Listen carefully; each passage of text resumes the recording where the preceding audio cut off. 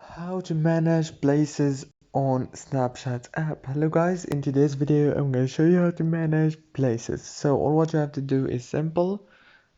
Go to Snapchat, go to the top corner, click on your avatar.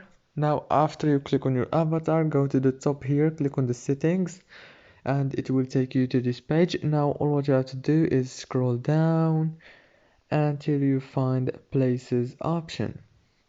Now as you can see, I just found it. Here is it right here. Click on places, and here you can manage your places. As you can see, very easy and fast. You can turn on or turn off whatever you don't want or whatever you want. You can also clear the top locations from here. It's very easy and fast. So please don't forget to like and subscribe. Thank you so much for watching this video until the end.